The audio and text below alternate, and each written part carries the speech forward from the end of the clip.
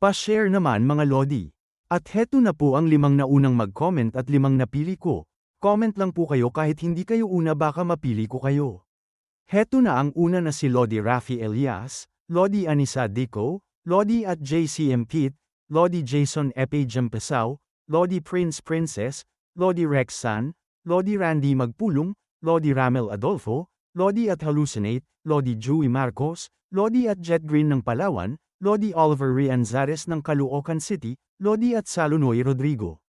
Maraming salamat po sa inyong lahat, at kung bago ka pa lang dito, baka naman. Ika-115 kabanata, sa pagpapatuloy.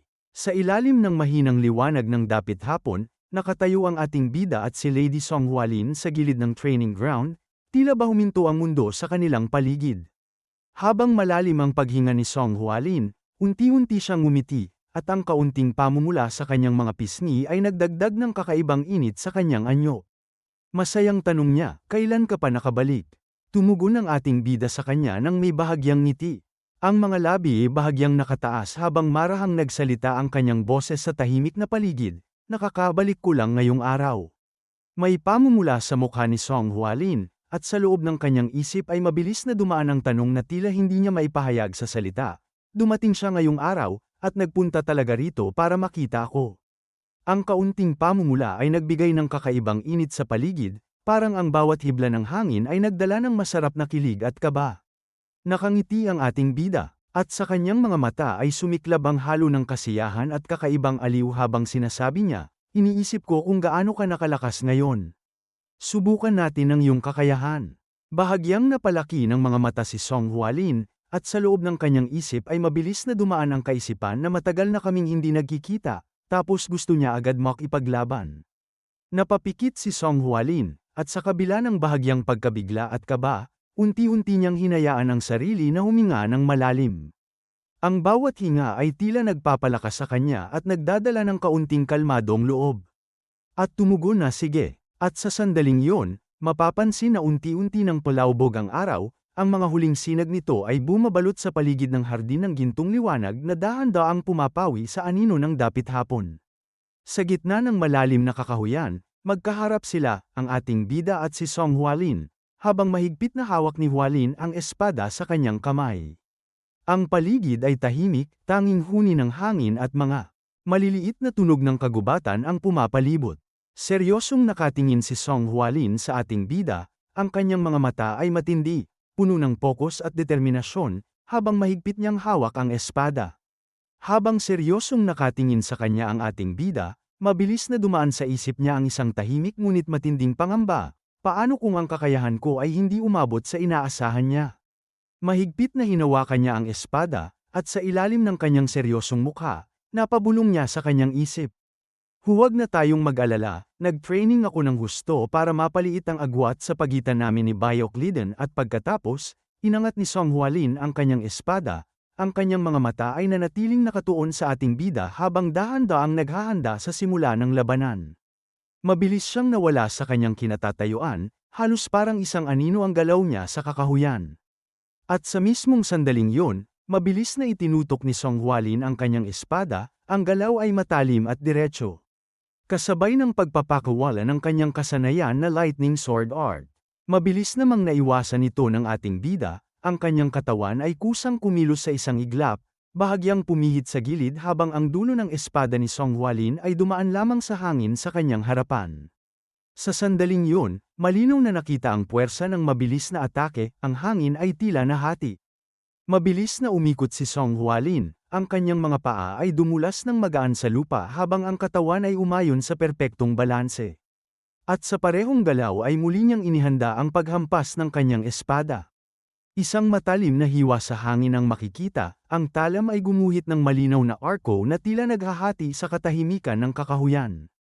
Ngunit sa kabila ng bilis at puwersa ng ataking yon, bahagya lamang itong iniwasan ng ating bida, ang kanyang katawan ay marahang dumulas sa gilid sa isang kontroladong galaw. Kasabay nito, nasa likod ang kanyang kamay na may hawak na espada. Napangiwi ang labi ni Song Hualin nang mapansin niyang sunod-sunod na hindi tumatama ang kanyang mga atake sa ating bida.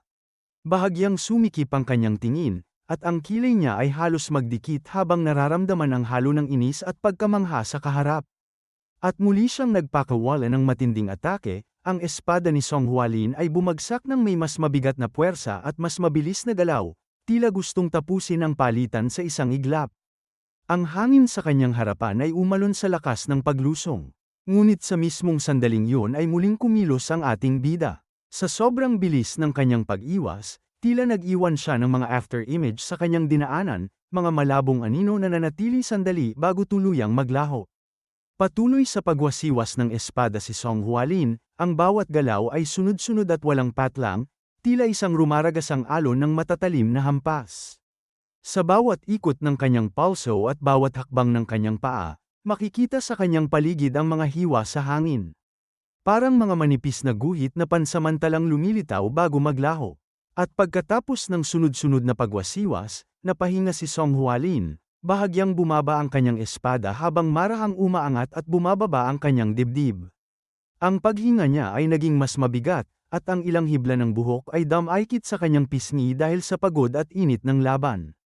Napangiti naman ang ating bida sa kanya, isang kalmadong ngiti na bahagyang sumaylay sa kanyang mga labi habang nananatili ang matatag niyang tindig.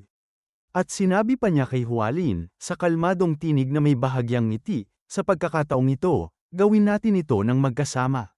Sandaling natahimik ang paligid matapos ang kanyang salita, at bahagyang kumunat ang noo ni Song Hualin habang nakatingin sa kanya. Magkasama, nagtatakang sagot niya, binunot ng ating bida ang kanyang espada, at habang nakatingin kay Song Hualin, matatag niyang sinabi, oo. Tumayo ang ating bida sa likod ni Hualin, ang mga hakbang ay maingat at tahimik, at marahang sinabi niya, huwag mo akong alalahanin, mag-focus ka na lang. Ang tinig niya ay banayad ngunit puno ng katiyakan. Itinutok nila ang kanilang mga espada sa hangin, ang mga talam ay nagningning sa naglalubog na araw habang ang kanilang mga mata ay nakatutok sa unahan ng isang sandali ng tahimik na pakikipag-ugnayan. Sandali lang ang katahimikan bago sumagot si Hualin na okay. At pagkatapos, sa isang sabay na galaw, tinusok nila ang hangin sa unahan. Ang mga espada ay dumiretso, ang talam ay kumikislap sa huling sinag ng araw habang ang lakas ng kanilang pagsabay ay naramdaman sa paligid.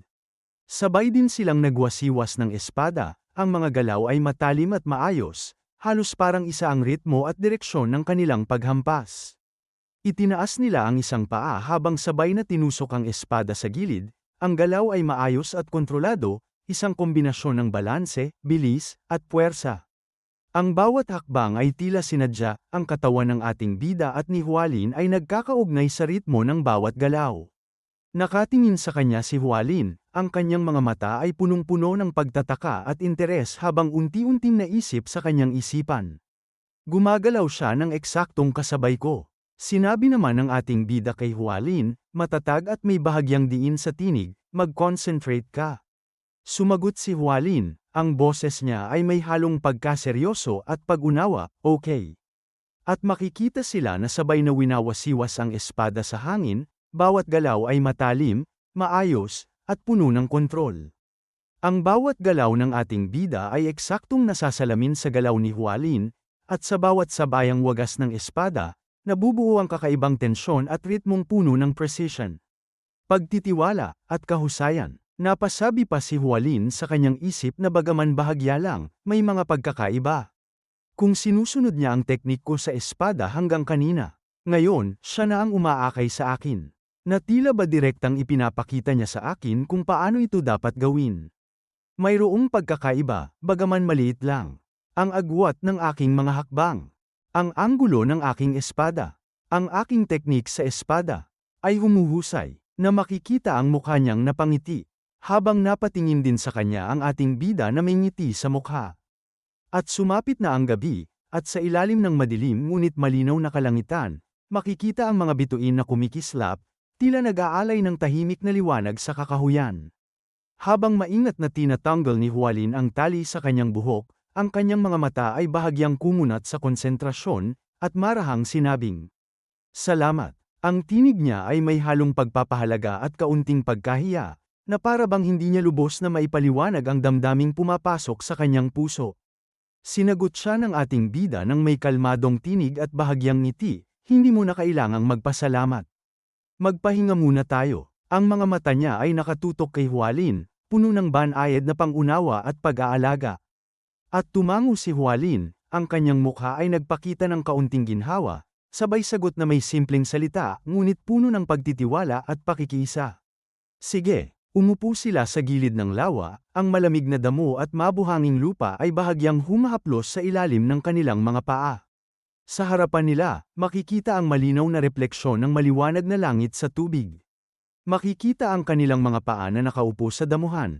Ang kanilang posisyon ay simple ngunit puno ng katahimikan at komportableng presensya. Tahimik na napatingin si Hualin sa ating bida, at sa ilalim ng liwanag ng buwan at bituin, makikita ang banayad ng ngiti sa kanyang mukha. Habang nakaupo sa tabi ni Hualin, tahimik naman na nakatingin ang ating bida sa unahan. Ang mga mata niya ay nakatuon sa malawak na ibabaw ng lawa at sa kumikinang na refleksyon ng langit sa tubig. Napatingin naman sa itaas si Hualin, ang mukha niya ay bakas ang saya at paghanga habang pinagmamasdan ang kumikislap na mga bituin sa kalangitan. At ilang sandali pa, nagulat si Hualin nang biglang tinuka siya ng ating bida. Ang mabilis at hindi inaasahang galaw ay nagdulot ng bahagyang pagkaangat ng kanyang kilay, at ang kanyang mga mata ay lumaki sa gulat habang naramdaman ang mabilis na pagkilos ng bida sa kanyang tabi. Habang nararamdaman ang epekto ng kanyang biglang pagkilos kay Hualin, napapikit ang ating bida saglit, halatang tinatamasa ang sarap at katuwaan ng maliit na tuka na ginawa niya. Ang bahagyang pagkitil ng kanyang mga mata at ang dahan-daang ngiti sa kanyang labi ay nagpapakita ng kasiyahan sa simpleng sandaling iyon. At ilang sandali pa, makikita na dahan-dahan niyang nilalayo ang kanyang mukha kay Hualin.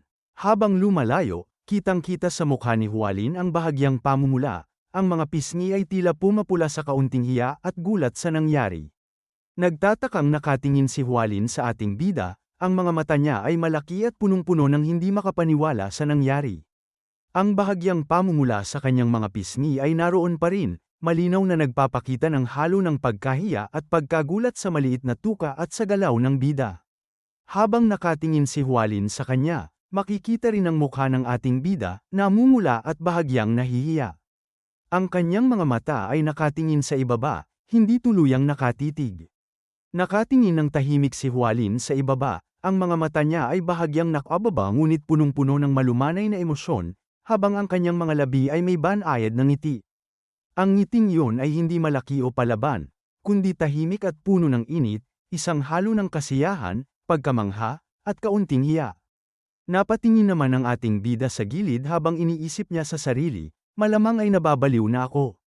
Nang hindi ko namamalayan, ako. Hindi na niya naituloy ang kanyang iniisip nang biglang napatingin siya kay Hualin, at agad na napuno ng pagtataka ang kanyang mga mata. Bigla palang napasandal si Hualin sa ating bida, ang katawan niya ay bahagyang bumigat sa tabi nito at tila nakatulog na sa pagkakapagod ng buong araw. Ang kanyang ulo ay dahan-daang nakalapit sa balikat ng bida, at ang mga mata ay nakapikit. Nagpapakita ng ganap na tiwala at katahimikan. At pagkatapos, bahagyang ibinuka ni Hualin ang kanyang mga mata, at makikita sa kanyang mukha ang banayad ng ngiti. Ang ngiting yun ay tahimik at puno ng init, parang tahimik na sinasabi niya na komportable at masaya siya sa presensya ng ating bida sa kanyang tabi. Bahagyang napaliit naman ng mata ang ating bida, ang mga labi ay bahagyang nakangiti, at masayang nakatingin siya kay Hualin. Ang ngiti niya ay banayad ngunit puno ng init, nagpapakita ng parehong saya at aliw sa simpleng sandali ng pagkakalapit nila. Mula sa tabi ng lawa, makikita ang anino nila na nakasandal si Hualin sa ating bida, ang mga katawan nila ay magkatabi at nakapahinga sa katahimikan ng gabi. Ang bawat galaw at posisyon nila ay malinaw sa mahinang silweta na bumabalot sa damuhan, habang ang refleksyon ng liwanag ng langit, ang kumikinang na mga bituin at banayad na sinag ng buwan, ay dahan-daang sumasalamin sa ibabaw ng tubig. Lumipat ang eksena sa Alliance Leader Hall, isang malawak at marangyang silid na puno ng katahimikan at dignidad.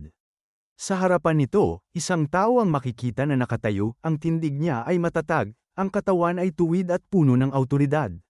Nakatingin siya sa upuan ng Alliance Leader, ang mga mata niya ay nakatuon sa marangyang trono habang iniisip sa sarili, ang pinakamataas na trono, gustong-gusto kong maupo dyan noon pa. Ramdam ang pagnanasa at kaunting paghanga sa kanyang tinig ng isip, na may halo ng ambisyon at pangarap na matagal nang nasa kanyang puso. Dagdag pa nito na ngayon, akin na ito. Ang mga sumusuporta sa akin ay maaaring subukang gamitin ako, pero hindi masusunod ang gusto nila. Mariin ang kanyang mga tingin, ang mga mata niya ay kumikislap ng determinasyon at apoy, habang iniisip sa sarili, paigtingin ko ang aking lakas, at ipaghihiganti ko ang aking ama. Bigla namang may dumating na isang tao sa Alliance Leader Hall, ang tinig nito ay malinaw at may bahagyang respeto, binabati kita. Agad namang napalingon, si Ma Chol-gon dito. At sinabi pa sa kanya ng kanyang kapatid na si Ma Ryong-in na nakangisi na sa huli, ang aking pambihirang kaibigan na rin ang sasakop sa buong Jiangho. Seryoso si Ma Chol-gon na nakatingin dito habang sinasabi sa kanyang isip na Ma Ryong-in. Ang taong yun ay may malalalim na koneksyon sa mga grupong sumusuporta sa kanya. Kaya naman nagawa niyang makaalis ng walang gallows, kahit pa nasangkot siya sa gulo na muntik na niyang ikamatay. At sinigaw nito na ikaw. Alam mo ba ang ginawa mo? Napahinga ito habang nakangising sumagot na anong ibig mong sabihin. Naiinis nitong sinabi na ikaw. At nakangising sinabi pa sa kanya nito na magiging isang mahusay kang pinuno ng Merm Alliance. Kung sabagay, magaling ka naman talagang magpanggap na mabuting tao sa harap ng iba. Dagdag pa nito habang makikita ang upuan ng Alliance Leader na ang posisyong ito ang magsisilbing pantakip kung sino ka talaga. Kaya huwag kang mag-alala, at magpakasaya ka lang ng malaya. Nakangising sinabi pa nito na mag-ingat ka lang na huwag mawala ng ulo. Tahimik naman itong naiinis na nakatingin dito. Habang umaalis ito sinabi sa kanya ni Ma Chol-gon na bastardo. Sumagot naman ito habang nakatalikod na At humarap ito sa kanya at nakangising sinabi pa na nga pala, paano nga ba pinatay ang tatay mo? Naiinis na sumagot sa kanya si Ma Chol-gon na pakawalang hiya mong baliw ka. Malakas namang tumatawa ito habang papaalis. At makikita ang mukha nitong sobrang naiinis na napasabi na buwisit ka talaga. At lumipat ang eksena sa Wuhan. Makikita ang tavern na ito. Habang umiinan sinabi ng ating bida sa isip na totoo nga ang hula ni Galzariang, walang nangyari sa nakalipas na 10 araw. Bigla namang nagulat siya na nagtataka nang may makita.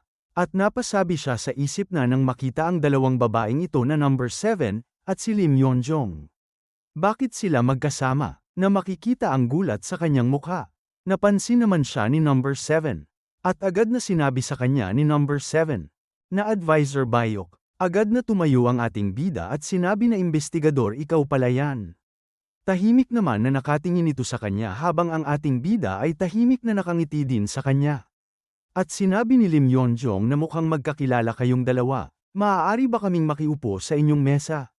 Sumagot naman ang ating bida na oo, syempre naman. At dito na po nagtatapos ang ika-115 kabanata.